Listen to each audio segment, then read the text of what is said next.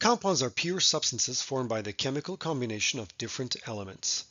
They are represented by their chemical formulas that use atomic symbols followed by subscripts to indicate the number of atoms of that element.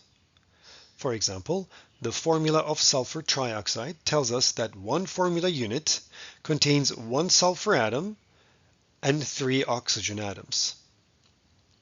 Some compounds contain polyatomic ions, which is a group of atoms with a charge. When there is more than one polyatomic ion in the compound, it is treated like a single species, and its quantity is given by a subscript. To avoid ambiguity, the polyatomic group is put in parentheses. This means that the number after the parentheses applies to each atom inside the parentheses. There are two kinds of compounds based on the elements they contain: molecular and ionic compounds. Molecular compounds are made of molecules, and they are formed from two or more nonmetals. Ionic compounds are made of ions. They are formed from a metal and a nonmetal. Once you identify the kinds of elements in a compound, you can identify the compound as molecular or ionic, and then you can predict its properties and name it. Let's discuss molecular compounds. A molecule is a definite group of atoms that are chemically bonded to each other. Molecular compounds are shown by molecular formulas that give the exact number of each element. Structural formulas can also be drawn for molecular compounds. These give more information because they show structural details, which is the arrangement of atoms in the molecule. Ionic compounds are made of ions. An ion is an electrically charged particle formed from an atom by the gain or loss of electrons. Cations are positively charged ions that are formed by the loss of one or more electrons from a metal. Anions are negatively charged ions that are formed by the gain of one or more electrons by a nonmetal. When sodium atom loses an electron, it becomes a positively charged ion. More specifically, it has a +1 charge because it lost one electron. On the other hand, when chlorine atom gains an electron, it forms a negatively charged ion, specifically an ion with a -1 charge. Formation of ions happens simultaneously. The electron lost by the sodium atom is the electron gained by the chlorine atom. Once the ions are formed, they attract each other and form the ionic compound. The electrostatic attraction is non-directional, therefore ionic compounds are made of countless number of atoms, and they do not form molecules.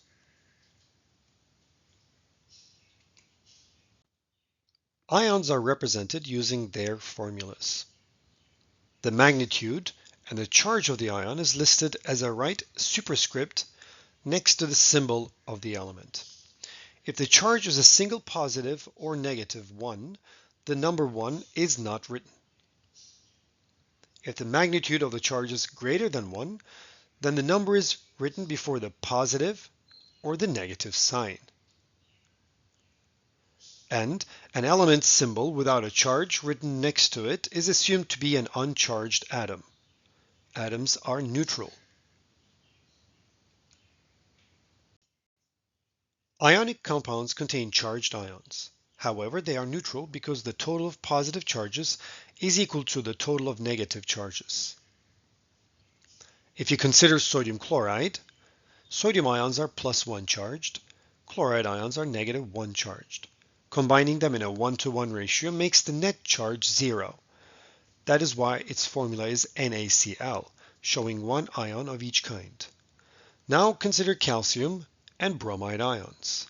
Each +2 charged calcium ion must be combined with two -1 charged bromide ions to have a neutral combination. Thus, the formula shows one calcium and 2 bromide ions, CaBr2. In any ionic compound, ions are arranged in a long-range repeating order, forming a crystal. There are a countless number of ions in any sample. Thus, ionic compounds are given by their simplest formula using the smallest possible integers. This is called the empirical formula.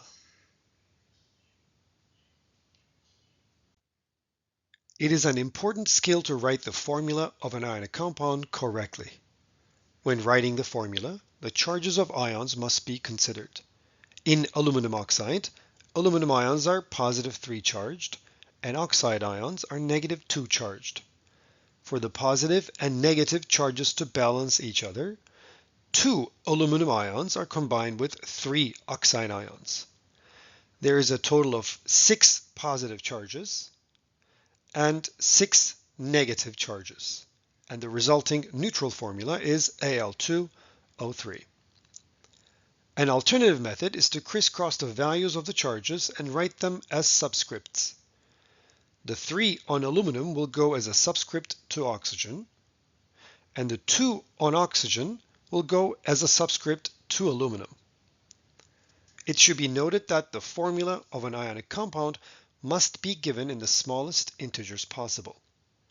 If the subscripts can be simplified, you need to do so.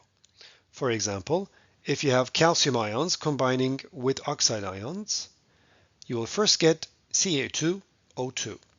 Then you can simplify this to CaO.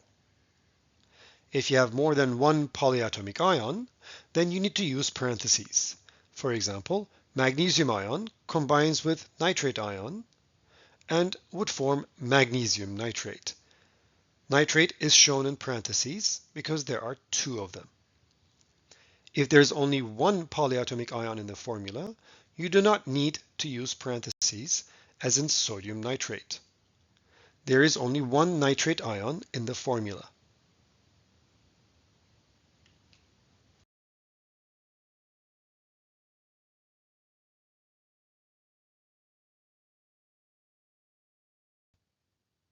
Let's summarize the classification of elements and compounds.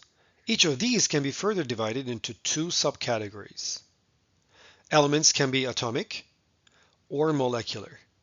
Atomic elements exist as individual atoms, and molecular elements form diatomic molecules. Compounds are either molecular or ionic. Molecular compounds are made of molecules by the combination of 2 nonmetals. They are represented by their molecular formulas. Ionic compounds are made of charged particles called ions. They are formed by the combination of a metal and a nonmetal. Once you tell whether the compound is molecular or ionic, you can name it according to the rules of chemical nomenclature.